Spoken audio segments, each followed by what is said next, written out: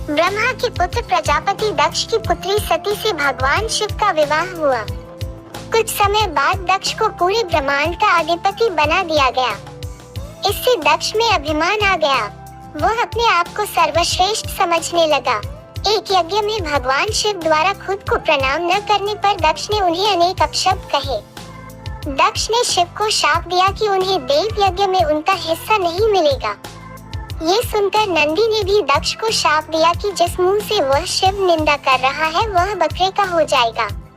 कुछ समय बाद दक्ष ने एक भव्य यज्ञ का आयोजन किया। उसमें सभी देवी देवताओं को बुलाया गया, पर अभिमानी दक्ष ने शिव को उस यज्ञ से बहिष्कृत कर दिया।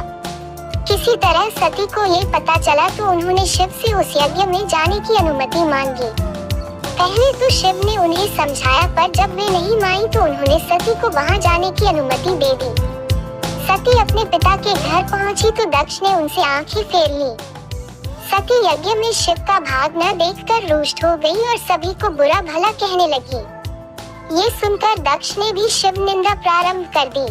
ये सुनकर सती को बड़ा दुख हुआ और उन्होंने योगाग्नि से अपने शरीर को भस्म कर दिया। ये देखकर शिव के गणों ने दक्ष यज्ञ पर हमला कर दिया, पर देवताओं ने उन्हें वहां से भगा दिया। वे शिव के पास गए और सारी घटना सुना दी। ये सुनकर शिव को बड़ा क्रोध आया। उन्होंने अपनी एक जटा को उखाड़कर जमीन पर मारा, जिससे वीरभद्र और महाकाली प्रकट हुए। शिव ने उन दोनों को दक्ष का यज्ञ विध्वंस करने की आज्ञा दी। उन्होंने पल भर में ही दक्ष का यज्ञ विध्वंस कर डाला और वीरभद्र ने दक्ष का सिर काटकर उसे यज्ञ कुंड में फेंक दिया।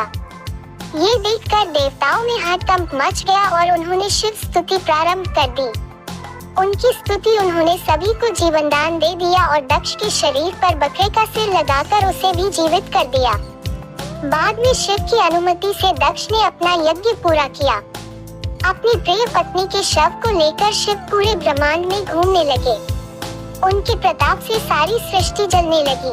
तब विष्णु ने अपने सुदर्शन चक्र से सती के शरीर के 51 टुकड़े कर दिए। ये टुकड़े जहाँ जहाँ गिरे वहाँ शक्तिपीठों की स्थापना हुई। तब सती का पूरा शरीर कटकर गिर गया तो भगवान बहुत दुखी हुए और कैलाश पर जाकर एकांत में समाधि ले ली।